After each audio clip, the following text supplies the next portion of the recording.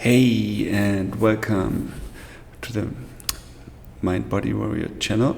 This is Sifu Matthias, and today I'm going to tell you why I never going to stop training traditional martial arts. Hello, and welcome to the Mind Body Warrior channel. This is Sifu Matthias.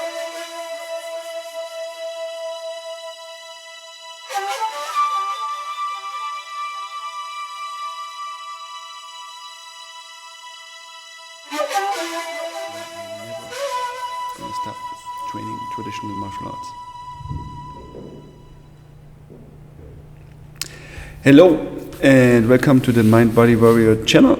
This is Sifu Matthias, and I thought, because I saw there's this discussion on different YouTube channels around, especially one guy talking about leaving his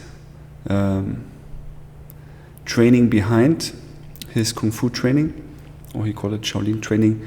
And I thought there were a few others who were commenting on this, and I thought nobody asked me for my opinion, so I'm gonna give it. And that's actually I guess how it works, right? So today I'm gonna tell you why I will never stop training traditional Chinese martial arts.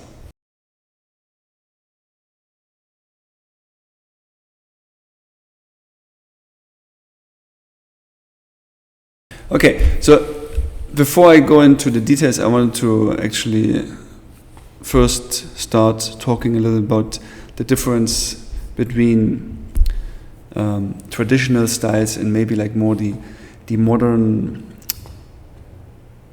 ways of teaching Kung Fu in China, right? We should remember there's at least two different big schools of Kung Fu. Actually three, if you're correct. One is the temple Kung Fu, which often was nurtured by outside people, right? There is the other traditional part, which is Kung Fu practiced in families, for example, the style I'm learning or I'm studying and I'm teaching is a family style, and it comes from different families, like Hungar, the Hung family, right? Choi Gar, right, the Choi family, or Tai Chi, which is from the Chen village and from the Chen family.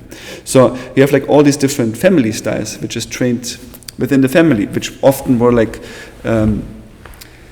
people that had a little bit more money, had a big and had overview or whatever over lands or villages, and were practicing internally to learn how to defend themselves and to protect their property, right? And for example, our Grandmaster Ark Wong, he came from a wealthier family. He was young. He got always mocked when he was a kid. So what is his parents doing? They're gonna send him to,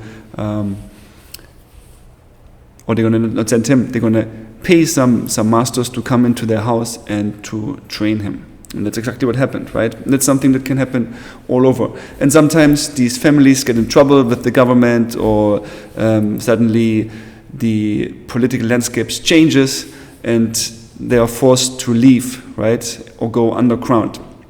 And often that also meant going to one of the temples nearby and hide in there.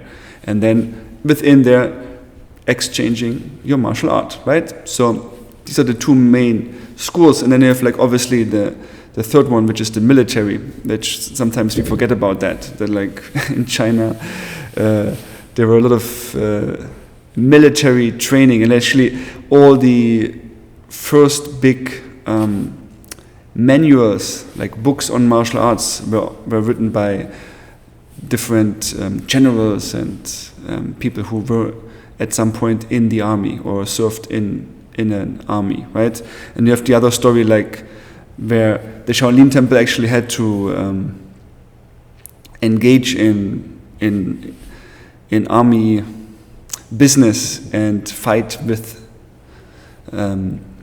for the emperor and send out monks and basically killed people. So it's like there are very interesting historic artifacts about how this went by. So there's like eyewitnesses reports about that, for example. So you have like all this convolute, and all that said, all that time, Kung Fu or even Shaolin was never like something static. It always evolved. It was always changing because you had to adapt. If your enemy was like learning more different techniques, you had to get ahead of this and had to learn the same thing, right? Kind of like chess. They make a step, you make a step. You have to get forward and back. You have to evolve in order to survive. And then we get to an age where fire weapons and other things happening, and your actual martial art is less worthy in actual combat, right? So you have to adapt. And as it happened in China, you have the Communist Party getting into the power and basically erasing Shaolin from the map. I mean, there was the Boxer Rebellion, and the temple burned down like 2 times before that, but still, there's a big cut, and a lot of teachers, they left, they went into the mountains, or they got also lynched at some point, right, during the Cultural Revolution. And then you have like this new coming of Shaolin, because the government thought after releasing Shaolin Temple, the movie, that they can make some money with this. Okay, so, and I think there's like a different video of I think from Will from Magister Peaches, who explains this way better than me. Like, go to him, listen to him. He knows. But you know, there's like a recreating of Shaolin. Is it the same? Is it traditional?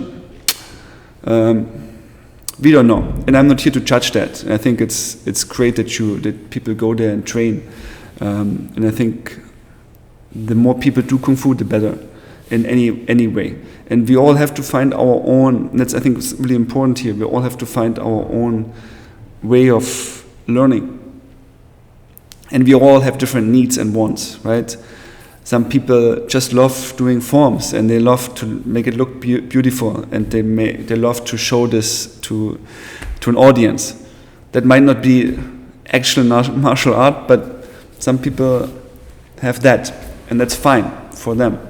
Luckily, we live in a world where we don't have to be so stuck on learning how to defend ourselves, at least in the Western Hemisphere. Okay, so. Yeah, I am going way further than I thought. But let's go back. Now, traditional Kung Fu, in my experience, and I've trained in many different schools, was always and is always connected to sparring, always connected to combat, always connected to ways of testing what you know.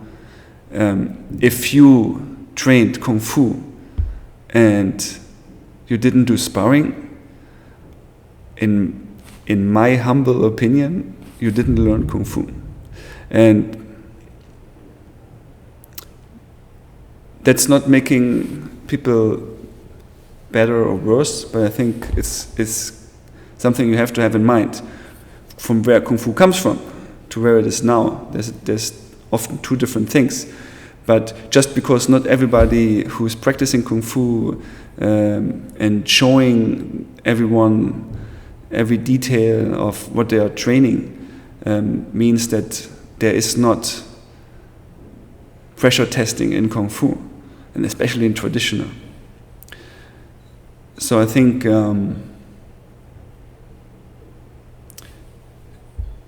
like to hear that you trained a lot in one martial arts, but you didn't learn the application, might have just meant that you need to look for a different school, right?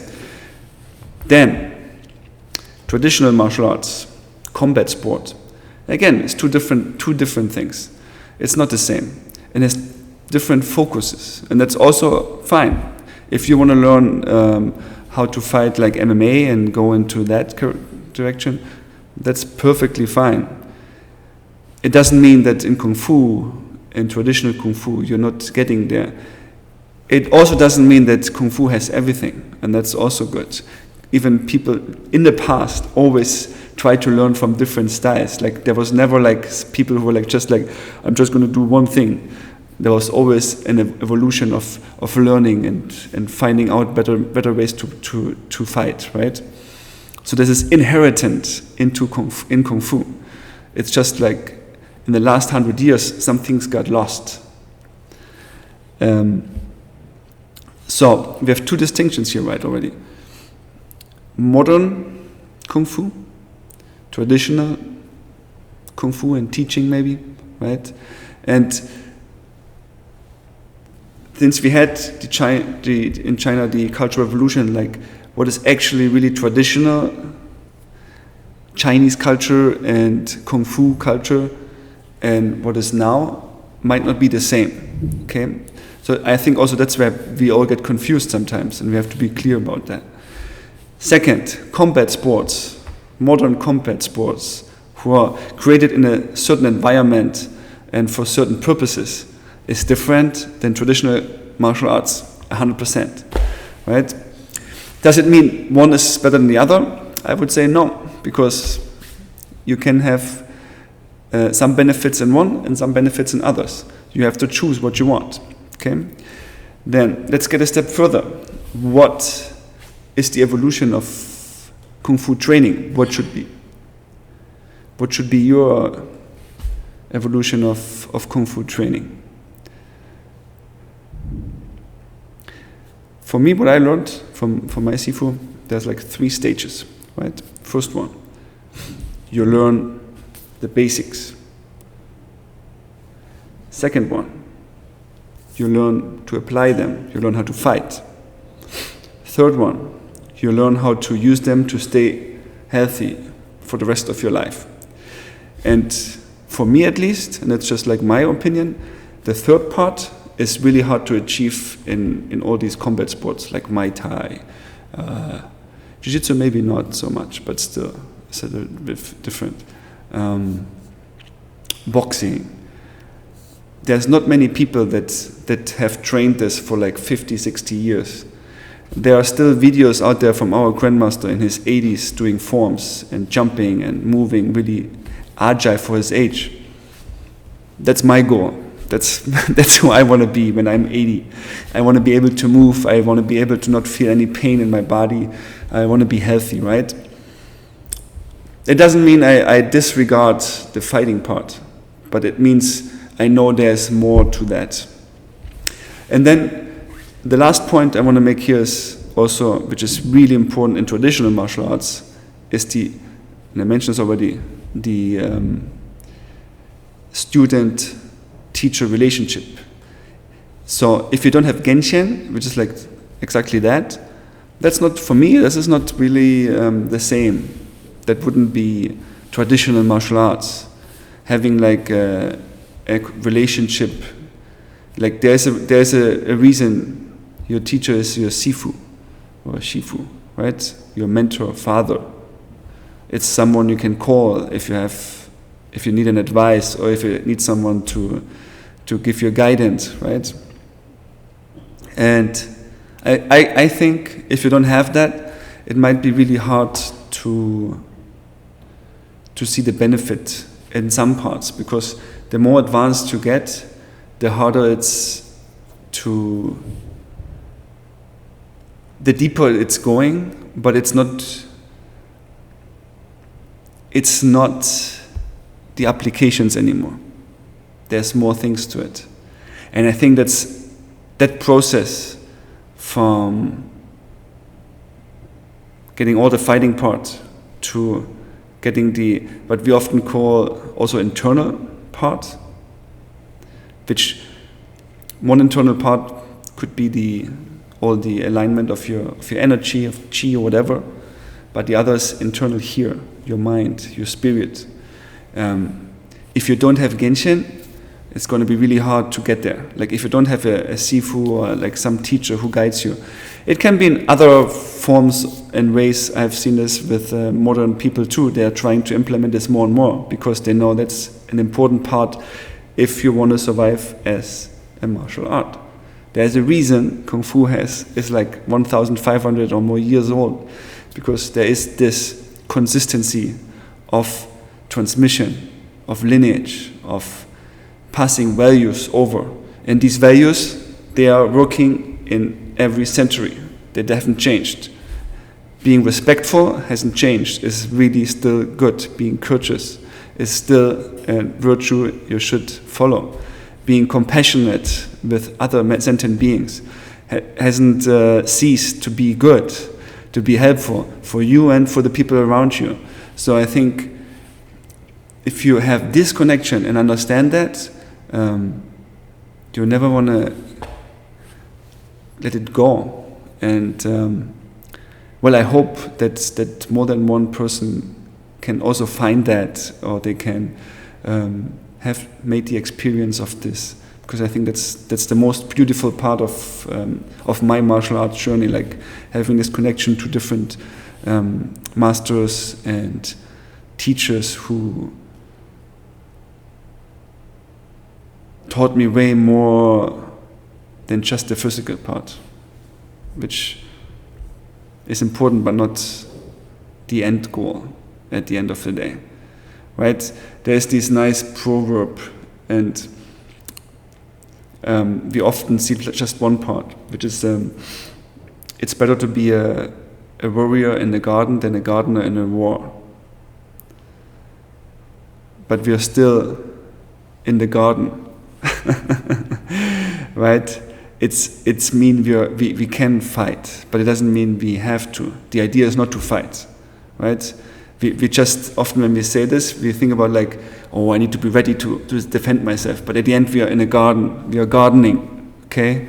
We are doing our normal life, and the normal life is 99% of the time, right?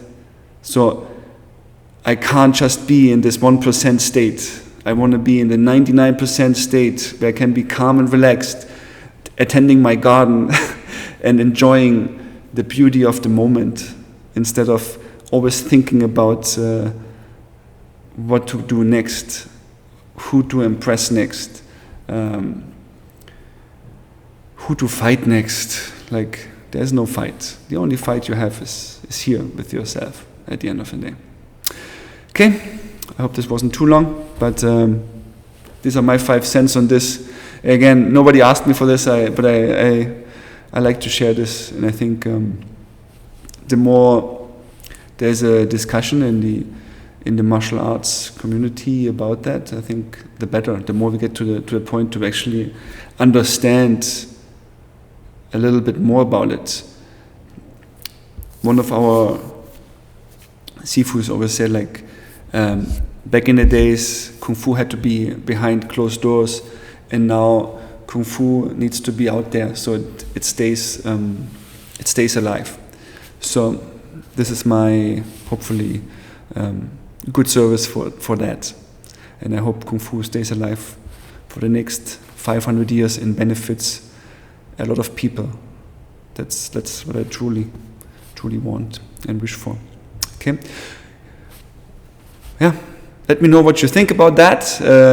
Like and subscribe or comment. Yeah. See you at the Quan. This is Sifu Matthias, and I'm out.